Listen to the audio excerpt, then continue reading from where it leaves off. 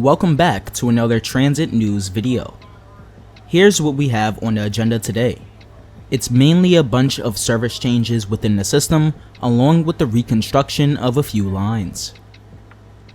So, to start off, let's talk about the MTA increasing speeds on select subway lines this summer. In a recent interview with NBC New York City Transit President Richard Davey said that trips on various lines across the system are being sped up by 2 or so minutes on average. While that doesn't sound like much, it adds up over time. Now, some might think that the faster speeds may make the trains more dangerous and unsafe, but that is not the case. The agency's speed team has taken a look at the track network on the IRT Express lines and has determined that some of the posted speed limits and timers were unnecessarily slowing down service. With service being sped up, operators are also being retrained to operate under the higher speeds. The lines Davey mentioned were being sped up include the 1, 2, 3, 4, 5, 6, A, D, N, Q, R, and W lines. Other lines will be evaluated later this year to determine where they can be sped up. I myself have noticed increased speeds on the IRT lines, as the one feels just that little bit more unstable. It's good to see improvements being made to the speeds of the trains throughout the system, and it will go a long way to improving the commutes of many riders in the city. It will also help mitigate the effects of upcoming service cuts throughout the system.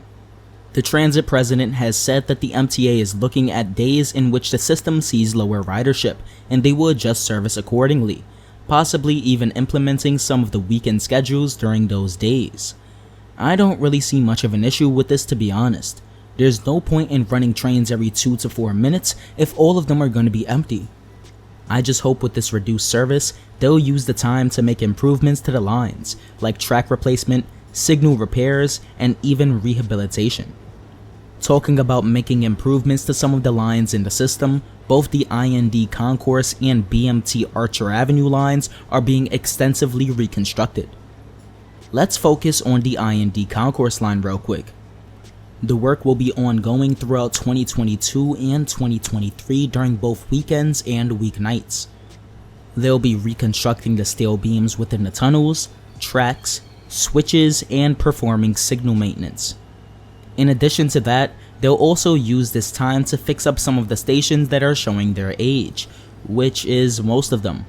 Some of the changes in service riders will experience goes as such. D Express service will be suspended until the work is complete, and during both weekends and weeknights, there may be suspensions to D service in the Bronx. While the 4 won't be running increased service during these times, that is an alternative for riders to use. The other reconstruction project I mentioned involves the BMT Archer Avenue line, the J, not to be mistaken for the IND Archer Avenue line, which is the E.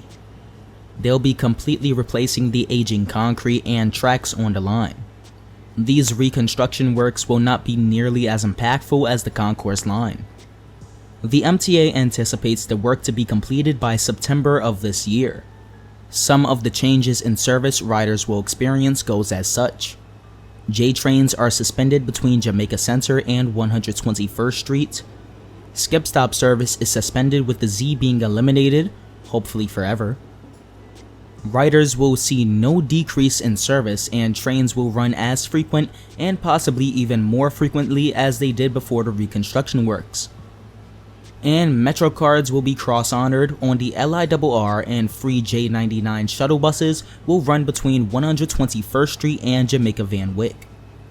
And now for the final story, Flushing Main Street and its 8 new staircases. This project is set to cost $61 million and will increase capacity and ease overcrowding. I have nothing much to say about this because I'm just still struck by the $30 million new staircase at Times Square. Whatever, I guess. I'll be interested in seeing how they look when they are completed in the fall of next year. Anyways though, that's about it for this episode of Transit News. If you enjoyed, like, subscribe, and consider supporting me via channel memberships, Patreon, or Super Thanks. Happy 4th of July.